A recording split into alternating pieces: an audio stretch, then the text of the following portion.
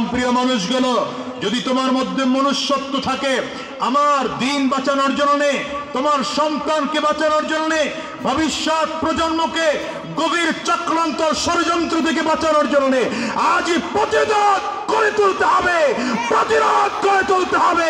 প্রয়োজনে উলামায়ে কিরামদের ডাকে রাস্তায় নামতে হবে। কারা কারা তৈরি আছো হাত তুলে দেখো।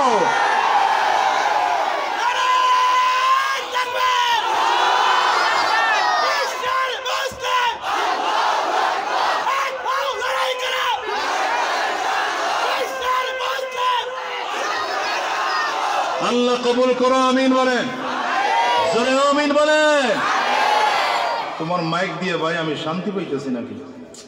সাউন্ডটা আমার কাছে ক্লিয়ার মনেই হয় না। জোরে দিলে ক্যান করে ওঠে, আবার কমাইলে আমার কাছে সাউন্ড ভালো মনে হয় না। বুঝলাম না ব্যাপারটা, দেখো ভালো করে দেখো। মাহফিল তো শেষ, তোমার কারামতি তাড়াতাড়ি জাহির করো যতটুকু আছে। না করলে বদনাম হয়ে যাম গা, পরে ব্যবসা চাইবো শেষ হয়ে। বাড়াও সাউন্ড টাউন বাড়াও। রাগ করতেছেন? অসুবিধা হইতেছে? ভাইরান তো আল্লাহ তাআলা কয় জাতি বানাইছেন? কথা হয় না। মানব জাতির মধ্যে কয় শ্রেণী? একদল পুরুষ, একদল নারী। এই যাদেরকে হিজড়া বলে তারাও হয়তো কেউ পুরুষ, হয়তো কেউ নারী। থার্ড জেন্ডার বলতেও কোনো বিষয় নেই। যদি মেনেও নেই তাইলে ঠিক আছে। তো ট্রান্সজেন্ডার বলে যারা করছে, এরা মূলত আমার দেশের মনুষ্যত্ব ধ্বংস করতে চায়। ঠিক কিনা আওয়াজ করে বলো। এবার আল্লাহ তাআলা আদম আলাইহিস সালামের পাশে কারে রাখছেন? কয় না কয় না কয় না কয় না। ঘুম থেকে উঠে তাকায় দেখে যে হাওয়া আলাইহিস সালাম বসা। তাহলে কে আপনি? আমাকে বানাইছেন আল্লাহ আপনার সাথে থাকার জন্য। এখন আল্লাহ কয়, ইয়া আদম উসকুন আনতা ওয়া যাওজুকাল জান্নাহ ওয়া কুলা মিনহা রাগাদান হাইথু শি'তুমা ওয়া লা তাকরাবা হাযিহিশ শাজারা ফাতাকুনা মিনাজ জালিমিন।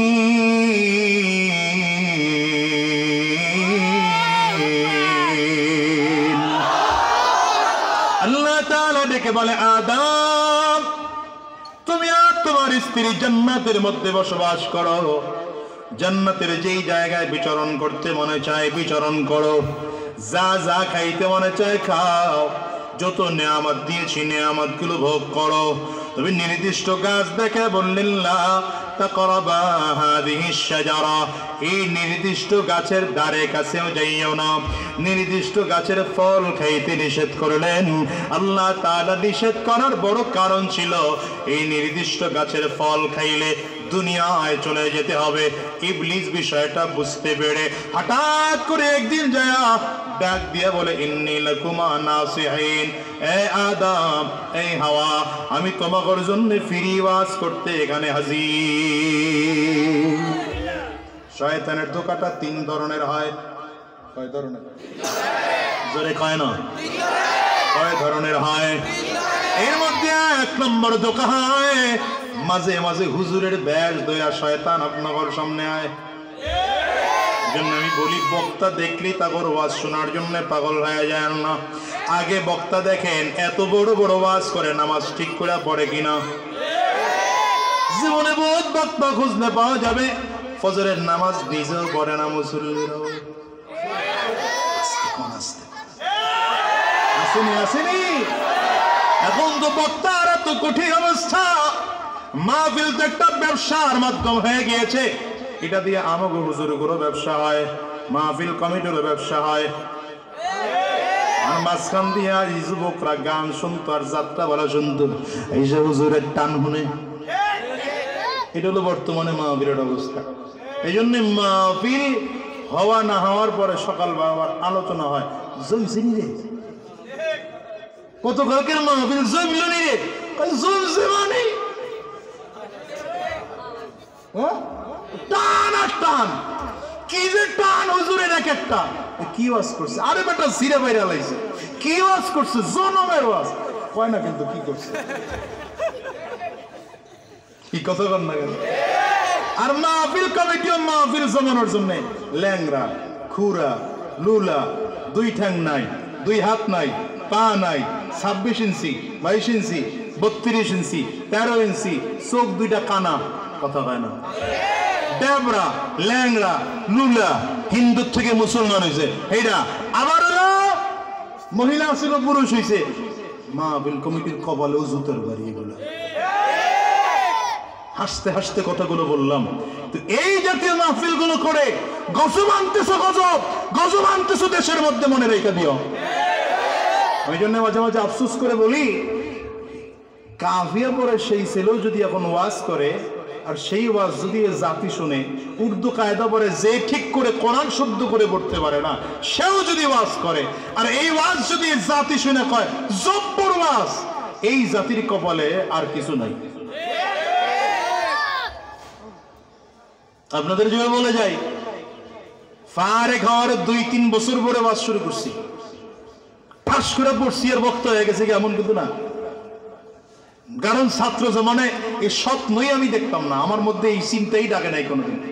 এখন তো সেদিন একটারে পাইছি, ঢাকা আমি যাত্রা বাড়িতে হাঁটতেছি, হঠাৎ করে একটা মুসাফা করে দৌড় দিয়ে এসে পরিচয় দিছে এক মাদ্রাসার নাম, ভালো মাদ্রাসা, আমি নাম কমুনা মাদ্রাসা। এই যে হুজুর আমি অমুক মাদ্রাসায় পড়ি, কোন জামাতে বড় ভাই? কয় মাত্র কাফিয়া বলি। হুজুররা বুঝছেন কোন জামাত, আপনাদের হিসাব যদি মিলাই তাহলে মনে করেন দাখিল পড়ে আর বা এসএসসি পাস করছে। এই ছেলে আমার হুজুর একটু দোয়া করেন, টুকটাক ওয়াজে নামছি, একটু পরামর্শ চাই।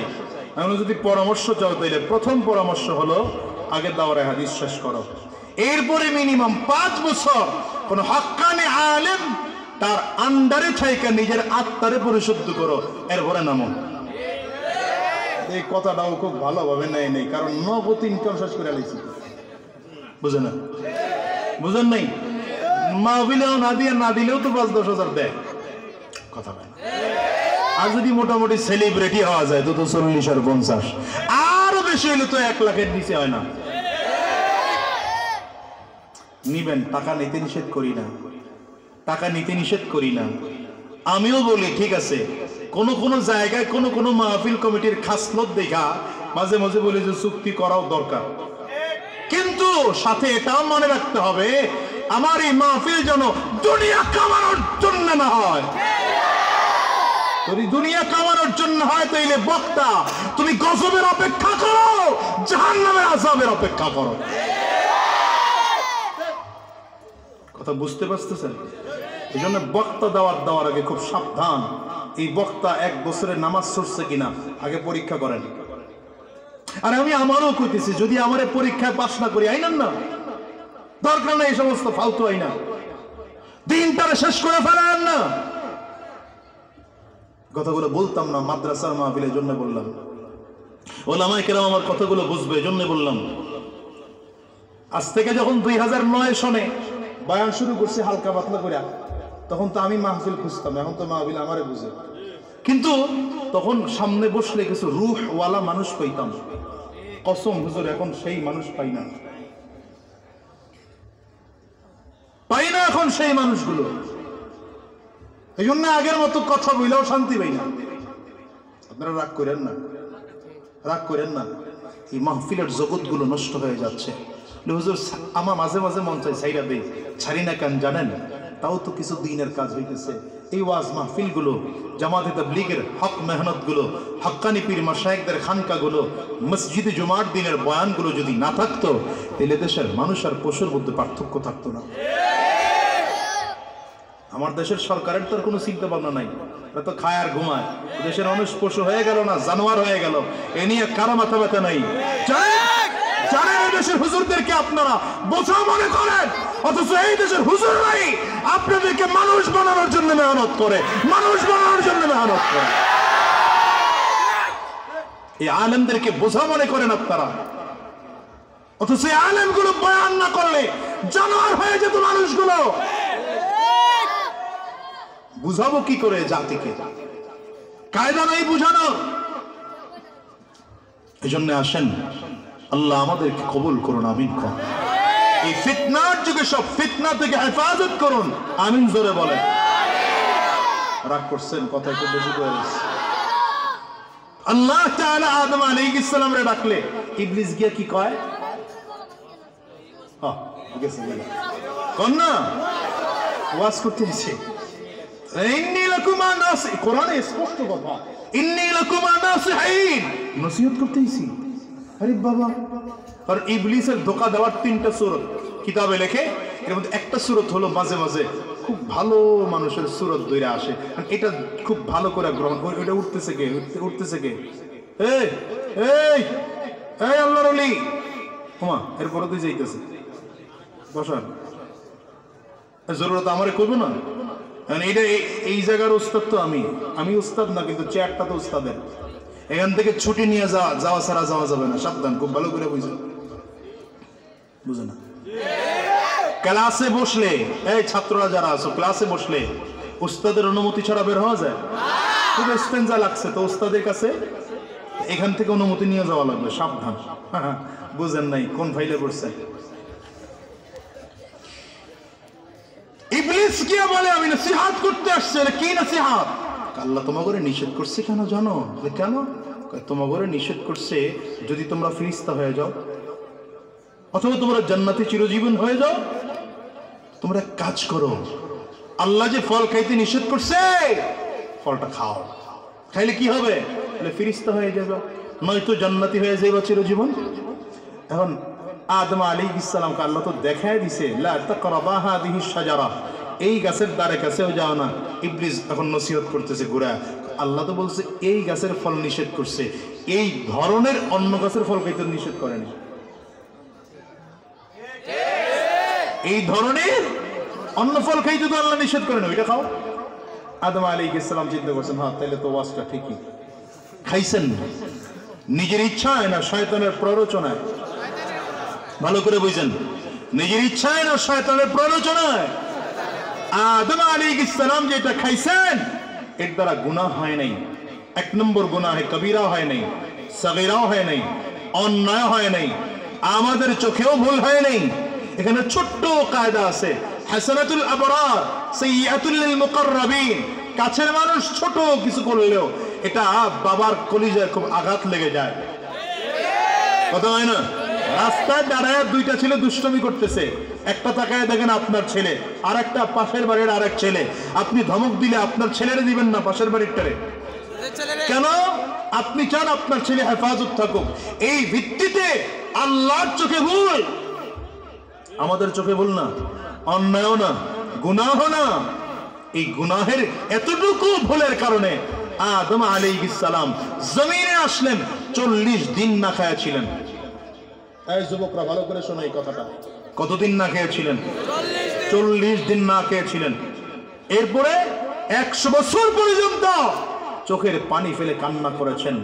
300 বছর পর্যন্ত লজ্জায় আসমানের দিকে মাথা তুলে তাকান নাই, নিচের দিকে তাকিয়ে তাকিয়ে তাকিয়ে তাকিয়ে তওবা করেছেন। এবার বলো তোমার আমার অবস্থা কি? বলো তোমার আমার জিন্দেগীর অবস্থা কি? তাসবির দানা ছিঁড়ে গেলে যেমন একটার পর একটা দানা পড়তে থাকে, তোমার আমার গুনাহ তো ওরকম হইতেছে। ফেসবুক দিয়া গুনাহ, মেসেঞ্জার দিয়া গুনাহ, হোয়াটসঅ্যাপ দিয়া গুনাহ, ভাইবার দিয়া গুনাহ, ইউটিউবে গুনাহ, গুগলের মধ্যে সার্চ দিয়া গুনাহ, বাবা মায়ের অবাধ্য হইয়া গুনাহ, রুমের দরজা বন্ধ করে গুনাহ, পরনারীর দিকে তাকায়া গুনাহ, বন্ধুর সাথে ফাহেসা কথা বলে গুনাহ, খারাপ আড্ডায় লিপ্ত হয়ে গুনাহ, নেশায় আসক্ত হয়ে আরেক গুনাহ। এরকম গুনাহ করতে করতে সুদের গুনাহ, ঘুষের গুনাহ, গুনাহ করতে করতে জীবনটারে জর্জরিত করে ফেলছ। বলো রবের কাছে মাফ চাইবা কবে? বলো রবের কাছে মাফ চাইবা কবে? তোমার আমার রবের বড় দয়া, রব এরপরও তোমার আমার দিকে তাকায় কয়, লা তাকুনাতু মির রাহমাতিল্লাহ, লা তাকুনাতু মির রাহমাতিল্লাহ, ইন্নাল্লাহা ইয়াগফিরুয যুনুবা জামিআ ইন্নাহু হুয়াল গফুরুর রহিম।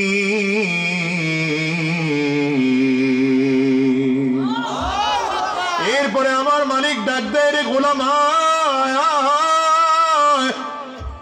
আমি আল্লাহর রহমত থেকে নৈরাশ হবি না, দূরে সরে যাবি না। আমি আল্লাহ আজও তোর গুনাহগুলো মাফ করার জন্য 2টা হাত বাড়ায় রাখছি। এরে গোলাম তুই অন্যায় করবে, আমি আল্লাহ মাফ করব। এই জন্য আমি আল্লাহ পাকের নামের মধ্যে সংযোজন করে দিয়েছি গফুর আর গফফার। তুই আমি আল্লাহর রহমত থেকে সরে যাবে আর আমি আল্লাহ তোরে বারবার করে কোলে টান দিয়ে নেব। এই জন্য নাম রেখেছি রহিম, নাম রেখেছি রহমান। আমি আমার কলিজার টুকরা যুবকদেরকে বলে যাই, এই যুবক পাওয়াটা যদি বাড়া দাও, তোমার পায়ে হাত রেখে বলে যায় সাবধান, দুনিয়া থেকে বিদায় নেওয়ার আগে আগে জান্নাতি হয়ে বিদায় নেওয়া লাগবে। যদি বিদায় নিতে না পারো, জাহান্নামের আগুন কিন্তু সহ্য করা যাবে না। ওই জাহান্নামের আগুন বড় ভয়ঙ্কর, এত ভয়ঙ্কর, এত ভয়ঙ্কর, দুনিয়ার আগুনের চেয়ে কোটি কোটি কোটি গুণ তেজের আগুন হবে জাহান্নামের আগুন। ওটা সহ্য করার ক্ষমতা দুনিয়ার কারো নাই, কোনো মানুষের নাই। জাহান্নামের ভয়ে পাথর পর্যন্ত কান্না করে, টাস টাস করে পাথরগুলো ফেটে যায়। জাহান্নামের ভয়ে সাহাবায়ে কেরাম কান্না করেছেন।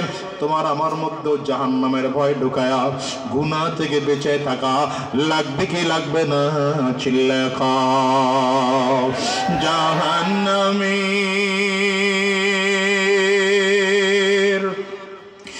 আগুন মাবুদ সইতে পারব না।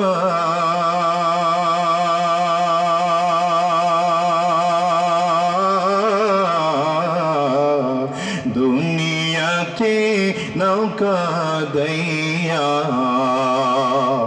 আখেরে কাঁদিও না। দুনিয়াতে নৌকা দইয়া আখেরে কাঁদিও না। জাহান্নামীর আগুন মাবুদ সইতে পারব না।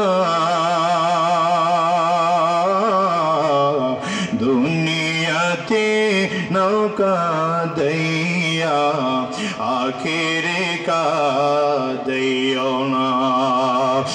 কলিজার টুকরা যুবক, ভালো করে মনটারে বোঝাও রে মন। আদম আলাইহিস সালাতু ওয়াস সালামকে আল্লাহ তাআলা বানায়া কেন জান্নাতের মধ্যে রাখছেন? আবার জান্নাত থেকে আল্লাহ তাআলা কেন দুনিয়ায় পাঠাইলেন? ওদিকে আমি বলেছি আল্লাহ তাআলা ফেরেশতাদের সাথে পরামর্শ করার সময় ফেরেশতাদেরকে বলে, ইন্নী জাইলুল ফিল আরদি খলিফা, আমি জমিনে একদল প্রতিনিধি বানাতে চাই। আল্লাহ বানাইলেন জমিনের জন্য, কেন জান্নাতের মধ্যে নিয়ে রাখলেন? দ্বিতীয় নম্বর, আদম আলাইহিস সালাতু ওয়াস সালামের সন্তানেরা, বনি আদমেরা গুনাহ করলে, অন্যায় করলে, পাপ করলে যেন কাবা তাওয়াফ করে করে করে করে নিজের গুনাহ মাফ চাইতে পারে। এইজন্য আমার আল্লাহ তাআলা আদম আলাইহিস সালামকে বানানোর আগে কাবা নির্মাণ করাইয়া আল্লাহ কেন আদম আলাইহিস সালামরে জান্নাতে রাখলেন? গোটা পৃথিবীর মানুষ রে জানাই দিলেন, এর মানুষ শোনে, ভালো করে শোন, তোমার আদি পিতা আদম আলাইহিস সালামরে জান্নাতের মধ্যে রাইখা বুঝাইয়া দিলাম, দুনিয়ায় যত আদম সন্তানেরা আছো, দুনিয়ায় যত মানুষ আছো, তোমাদের আসল ঠিকানা দুনিয়া না, আসল ঠিকানা দুনিয়া না, আসল ঠিকানা জান্নাত। দুনিয়ার মধ্যে অল্প কয়েকদিন থাকবা, কিন্তু জান্নাতে রাইখা বুঝাইলাম, দুনিয়ার মায়া জানো তোমাদেরকে জান্নাত ভুলাইয়া না ফালায়। দুনিয়ার থেকে একদিন বিদায় নিবা, কেমন করে বিদায় না রাখবে জানো? এই দুনিয়ায় কেউ থাকতে পারে নাই, তুমি আর আমিও পারবো না। এই দুনিয়া তোমার আমার বাবা ছিল, আজকে বাবা নাই, দাদা ছিল, আজকে দাদাও নাই। হিসাব করে দেখবা, একদিন তুমি আর আমি এই জমিনের মধ্যে থাকতে পারবো না। এই জন্য বাদশাহ হারুনুর রশিদ রহমাতুল্লাহি আলাইহির জামানায় এক পাগল ছিল মজজুব। এই পাগলটা আলেম ছিল, কিন্তু মজজুব হালাতে থাকতেন। নাম তার বাহলুল। বেশিরভাগ সময় গিয়া কবরের মধ্যে বসবাস করতেন, কবরে থাকতেন। বাদশাহ হঠাৎ করে একদিন ডাক দেয়, এ পাগল বাহলুল, এত পাগলামি কেন করো? কবে তোর পাগলামিটা শেষ হবে? বাহলুল ডেকে বলে বাদশাহ হারুন, তোমার পাগলামি কবে শেষ হবে? তুমি কি আর কোনোদিন ভালো হবে না? তুমি কি সারা জীবন পাগল হয়েই থাকবা? বাদশাহ খুব রাগ করলো, এই বাহলুল তুই আমার পাগল বলস কেন? কাছাকাছি এসে কবরের পারে দাঁড়ায় কয়, এই বাহলুল আমার কেন তুই পাগল বলে ডাকো? আসল পাগল তো তুই, দেখোস না তুই কবরের মধ্যে থাকো, আমি তো কবরে থাকি না, আমি তো রাজপ্রাসাদের মধ্যে থাকি। বাহলুল ডেকে বলে বাদশাহ রাজপ্রাসাদে আপনি থাকেন, ওইটা কি আপনার স্থায়ী বাড়ি? বলে না রে পাগল, না, ওটা আমার স্থায়ী বাড়ি না। এই বাড়িতে আগে আপনার কে ছিল? বলে আমার আগে আমার বাবা ছিল। বাবার আগে কে ছিল? বলে দাদা, আমার দাদা এই বাড়ির মধ্যে ছিল। দাদার আগে কে ছিল? বলে তার বাবা এই বাড়ির মধ্যে ছিল। বাদশা আপনি মনে হয় চিরজীবন থাকবেন। বলে না না পাগল, না, এই দুনিয়ায় কেউ চিরজীবন থাকতে পারে না। তাইলে আপনার পরে কে মালিক হবে? বলে আমার পরে আমার মালিক আমার সন্তান। তারপরে কে মালিক হবে? বলে তারপরে আমার নাতি এই বাড়ির মালিক হবে। বাহলুল ডেকে বলে বাদশা নামদার, তাইলে বোঝা গেল আপনার বাড়িটা স্থায়ী না, আপনার বাড়ি তো অস্থায়ী বাড়ি। আর আমি যে কবরে থাকি, যদিও এটা মাটির ঘর, কিন্তু এটা স্থায়ী ঘর। ওই বাড়িতে আপনি যতটুকু দিন বসবাস করবেন তার চেয়ে অনেক বেশি টাকা লাগবে আপনার এই কবরে। এই জন্য আমি আগের থেকে কবরে এইসব বৈশা আছি, আপনি তো মুসাফির খানায়। বলেন বাদশা এবার পাগল আপনি না পাগল আমি? বাহলুলের দিকে তাকায় বাদশা আরো চোখের পানি ফেলে কান্না করে আর বলে আমার কাছে আয়, এত চমৎকার জ্ঞান তুই আমারে দিস, জীবনে কোনোদিন এমন জ্ঞান আমারে কেউ দেয় নাই। এত চমৎকার জ্ঞান তুমি আমারে দিয়েছ, কি আমার কাছে চাইবা? যা চাইবা আমি তোমারে সেটাই দিয়ে দেবো খুশি হইয়া। বাহলুল ডেকে বলে বাদশা যদি দিতে হয় তিনটা জিনিস আপনার কাছে চাবো, তিনটার যে কোনো একটা যদি পারেন আমাকে দেন। যদি একটাও দিতে না পারেন তাইলে আপনার কাছে আমার চাওয়ার কোনো কিছুই নাই। বাদশা ডেকে বলে কি চাইবারে বাহলুল? বাহলুল ডেকে বলে বাদশা এক নম্বর চাও, আমার হায়াত যখন শেষ হয়ে যাবে আজরাইল আমার সামনে এসে হাজির। আজরাইল যখন হাজির হয়ে যাবে আমার দুনিয়ার সব কিছু ধ্বংস হয়ে যাবে। আপনার কাছে আমার চাওয়ার আবদার হলো আজরাইল যখন সামনে এসে হাজির হয়ে যাবে, আজরাইল যেন আমার জানটা কবজ না করে এমন ব্যবস্থাটা আপনি করে দিবেন। বাদশা হারুন বলে কোনোদিনও সম্ভব না, কারণ আজরাইল কারো কাছে আসলে মোটেও আগে পরে হয় না।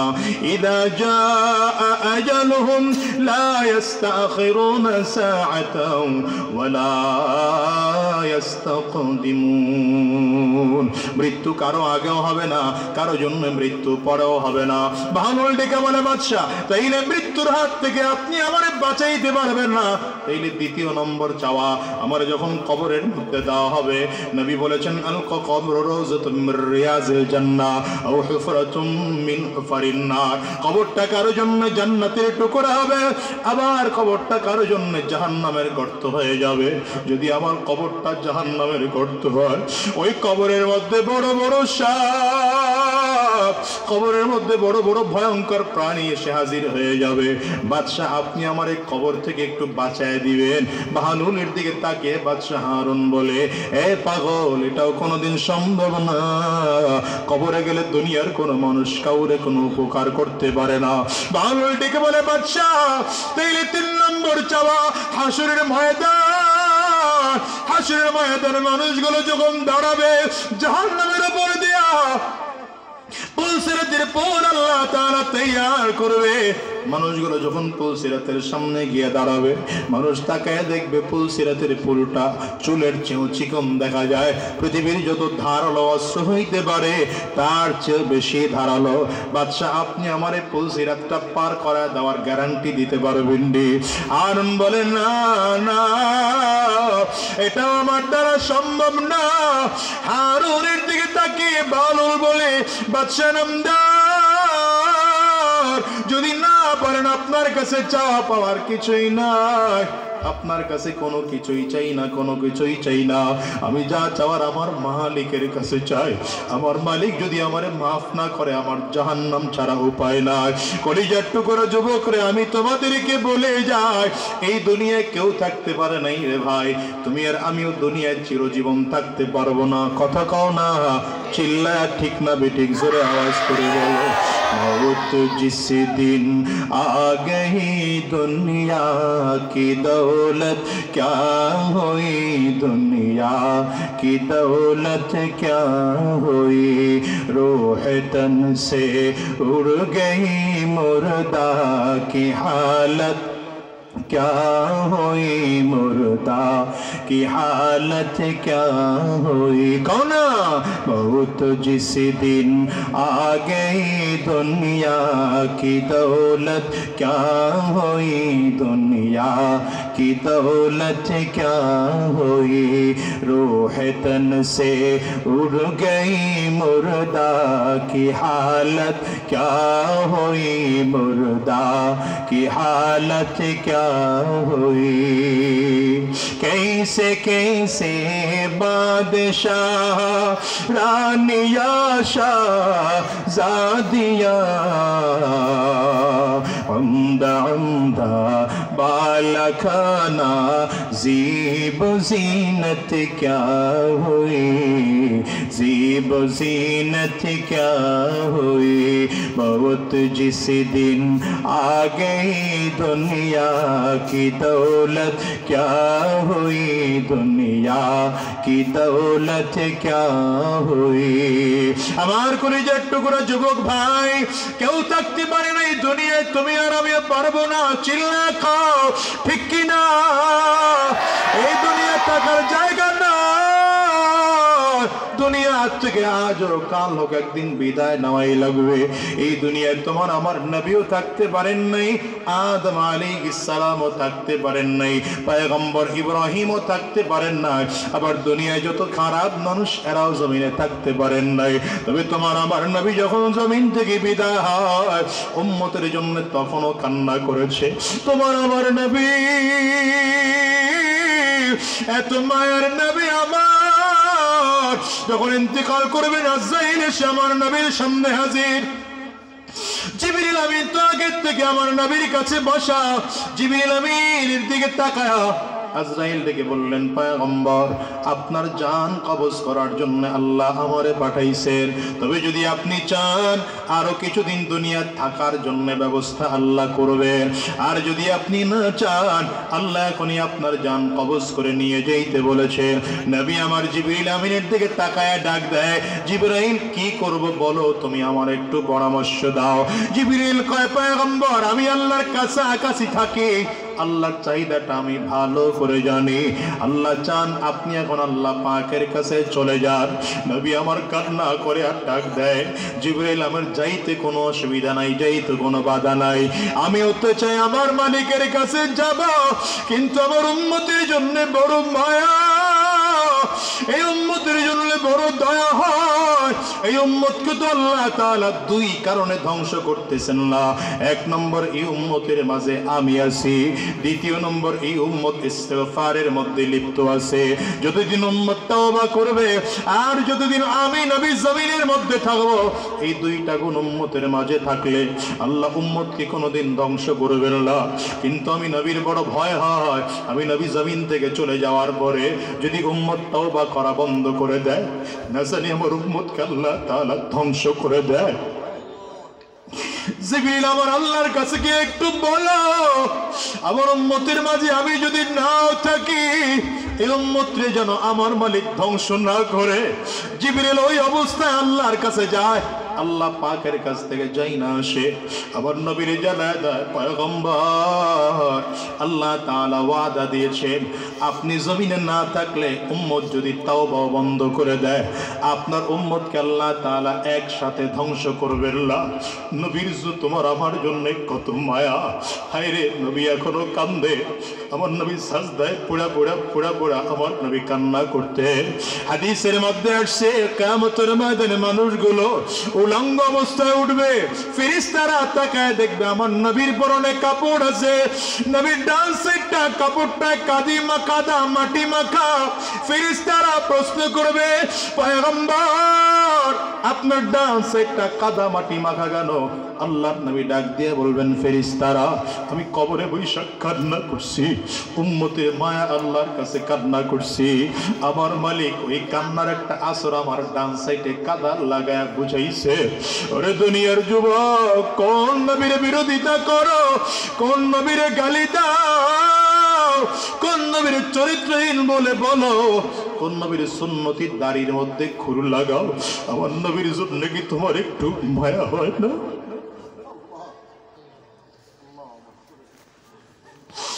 কিয়ামতের ময়দানেও তোমার আমার জন্য আমার নবী কাঁদবে।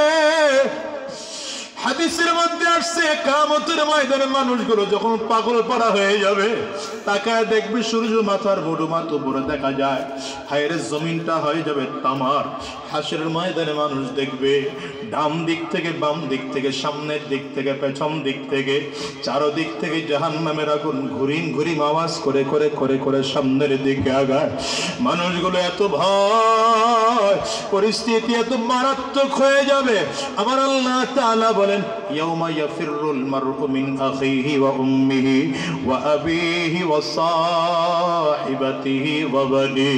মানুষগুলোর পরিস্থিতি এমন হয়ে যাবে, সন্তান বাবা মাকে চিনবে না, বাবা মা তার সন্তানকে চিনবে না, বন্ধু তার বন্ধুরে চিনবে না, ভাই তার ভাইকে চিনবে না, স্বামী তার স্ত্রীকে চিনবে না, স্ত্রী তার স্বামীকে চিনবে না, দুনিয়ার কেউ কাউকে চিনবে না। এমনকি নবীরা পর্যন্ত ইয়া নফসি ইয়া নফসি ইয়া নফসি করে চিল্লাবে, আল্লাহ আমারে বাঁচাও আমারে বাঁচাও। মানুষগুলো ময়দানে মাহশারে খেয়াল করবে, এত কান্নার ফাঁকে জানো কোথা থেকে করুন আওয়াজ, রব্বি হাবলি উম্মতি, আয় আল্লাহ আমার উম্মতিরে বাঁচাও, আমার উম্মতিরে বাঁচাও, আমার উম্মতরে বাঁচা। মানুষগুলো চিল্লায়, দেখবে কে এমন করে চিল্লায়, মানুষগুলো হিসাব করে দেখবে রহমাতুল লিল আলামিন ফুলসিরাতের কিনারায় দাঁড়ায় দাঁড়ায় আমার নবী কাঁদে। কত মায়ের নবী আমার, যে নবী তোমার আমার জন্য এত কান্না করেছেন, এত মায়া এত মায়া। মৃত্যুর ইন্তেকালের সময় তোমার আমার নবী তোমার আমার প্রতি বড় মায়া। হায়রে আল্লাহর কাছ থেকে ওয়াদা নিয়ে তারপরে নবী জমিন থেকে বিদায়। সেই নবীর বিরোধিতা কইল না, সেই নবীর আদর্শের বাহিরে চইল না, সেই নবীর সুন্নাহর বাইরে একটা কদম নাড়াইও না। কেন কেন বলি জানো? আল্লাহ দুনিয়া তোমাকে আমাকে চিরজীবন থাকার জন্য বানান নাই, আল্লাহর জান্নাত দেওয়ার জন্য তোমারে আমারে বানাইছে। এই জন্য দুনিয়ার থেকে জাহান্নামী হয়ে বিদায় দেওয়া যাবে না। কলিজার টুকরা যুবক, বালিশের সাথে মাথাটা লাগাইয়া একটু চিন্তা কইরা দেখো, আমার তোমার মালিক যখন দুনিয়ার মধ্যে পাঠাইছেন, তোমার আমার আমল নামায় একটা ফোঁটা গুনাহ ছিল না, গুনাহ থেকে পরিষ্কার ছিল তোমার আমার আমল। কিন্তু কিয়ামতের ময়দানে আল্লাহর সামনে যদি গুনাহগার হয়ে দাঁড়ায়, আমার মালিক যদি ডাক দেয়, এরে গোলাম আমি যখন পাঠাইছিলাম তখন একটু গুনাহ তোর আমলনামায় ছিল না, আজকে তোর আমলনামায় এত কেন গুনাহ? বলো, নবীদের সামনে দাঁড়ায় যদি আমার মালিক জিজ্ঞাসা করেন, লক্ষ কোটি ফেরেশতাদের সামনে যদি আমার মালিক জিজ্ঞাসা করেন, কোটি কোটি ইমানদারের সামনে যদি আমার আল্লাহ তোমারে আমারে প্রশ্ন করে, জবাব কি দিবা? জবাব দেওয়ার মতো কিছুই না। এই জন্য চোখের পানি ফালাইয়া ফালাইয়া মালিকের কাছে বলো, আর কান্না করে আমার মালিকের বলো, আল্লাহ আর শয়তানি রাস্তায় চলবো না, আর হারাম রাস্তায় চলবো না, আর গুনাহের রাস্তায় কদম বাড়াবো না, শয়তানি রাস্তায় আর চলবো না। আজকের এই মাহফিলটা তোমার আমার জীবনের শেষ মাহফিল হতে পারে, আজকের এই মোনাজাত তোমার আমার জীবনের শেষ মোনাজাত হতে পারে, আজকের এই রাত তোমার আমার জিন্দগির শেষ রাত হতে পারে। আজকের এই মাহফিল থেকে ওয়াদা করে বিদায় হও, আর শয়তানি রাস্তায় চলবো না, আর হারাম রাস্তায় কদম বাড়াবো না, আর গুনাহের রাস্তায় চলবো না, আর আর সুদের রাস্তায় চলবো না, আর ঘুষের রাস্তায় চলবো না, আর জাহান্নামে হয়ে দুনিয়ার থেকে বিদায় নিতে চাই না, জান্নাতে হয়ে রবের কাছে বিদায় নেব। কারা কারা তৈয়ার আছো? দুইটা হাত উঁচা করে আমার মালিকের দেখাও। একটু আওয়াজ দিয়ে চিল্লে আমার মালিকের ডাকো আল্লাহ।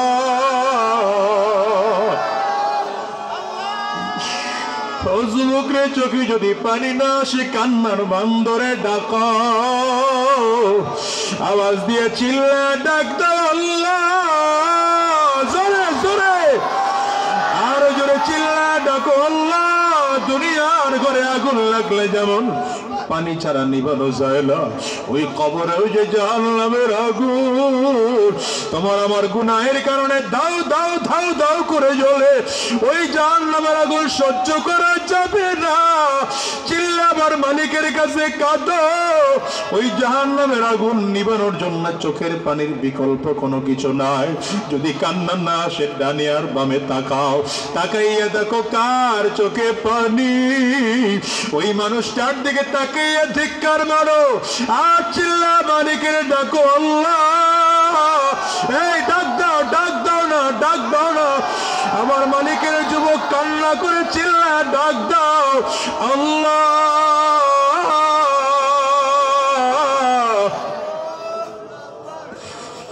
আল্লাহ মেহেরবানি করে জিন্দেগির গুনাহগুলো মাফ করে দাও, আর শয়তানি রাস্তায় চালাও না আল্লাহ, আর খারাপ রাস্তায় চলবো না, হারাম রাস্তায় চলবো না মালিক। আয় আল্লাহ মেহেরবানি করে কবুল করে নাও। আয় আল্লাহ তোমার এই বান্দাদের কলবের মধ্যে তোমার মুহাব্বতের ইশক ঢুকাইয়া দাও। আয় আল্লাহ তোমার নূর কলবের মধ্যে ঢুকাইয়া দাও। আল্লাহ তোমার মুহাব্বত সিনার মধ্যে ঢুকাইয়া দাও। চিল্লা বলো আমিন। আরো জোরে আওয়াজ করে বলো আল্লাহুম্মা আমিন। মাওলার ইশকে জালে আগুন নিভাইলে যে নিভে না, জলে পড়ে ছাই হইল এই যে পাগলের সিনা, জল পড়ে ছাই হইল এই যে পাগলের সিনা। কোন মাওলার ইশকে আগো নিভাইলে যে নিভে না, জলে পড়ে ছাই হইল এই যে পাগলের সিনা, জলে পড়ে ছাই হইল এই যে পাগল। ধরা দিয়া তাও না ধরা,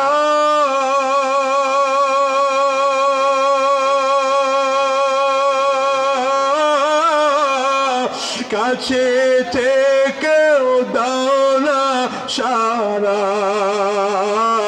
ধরা দিয়েও দাও না ধরা, কাছে থেকেও দাও না সারা।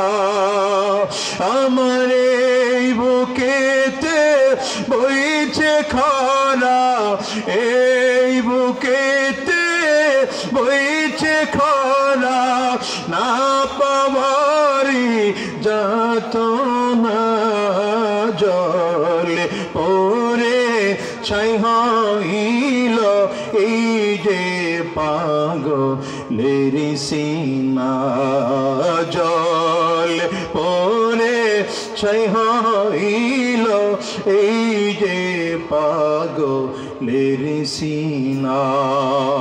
আলহামদুলিল্লাহি রাব্বিল আলামিন, ওয়াসসালাতু ওয়াসসালামু আলা সাইয়্যিদিল আম্বিয়াই ওয়াল মুরসালিন والصلاة والسلام على سيد الأنبياء والمرسلين ربنا ظلمنا أنفسنا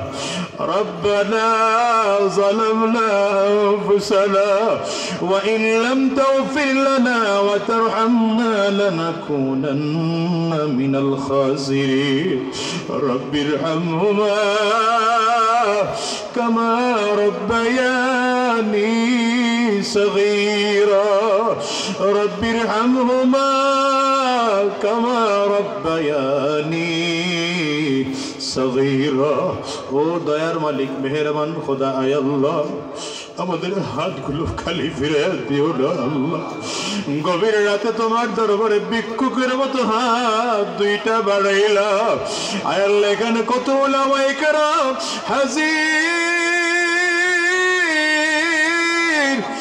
আল্লাহ কত মাসুম বাচ্চারা হাজির কত যুবক তোমার গোলামেরা হাজির আয় আল্লাহ পর্দার আড়ালে কত মা বোনরাও জানে হাত তুলেছে ও মালিক তোমার দাড়ি বাঁকা গোলামেরাও হাত তুলেছে কার হাত তোমার দরবারে পছন্দ হয় তুমি ভালো করে জানো ওই হাতের ওসিলা করে জিন্দেগির গুনাহগুলো মাফ করে দাও ও যুবক ভাই চোখের পানি ফালায়া কাঁদো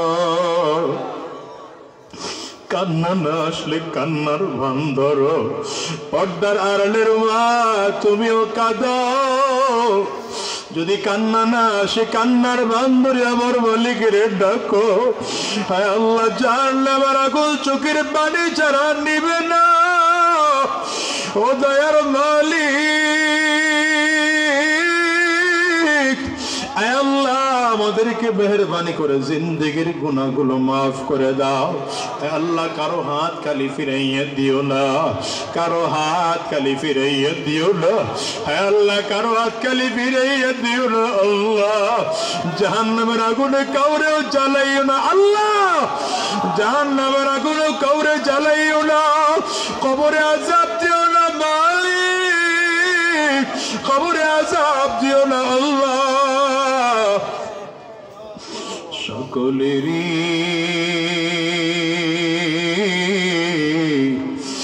দরজা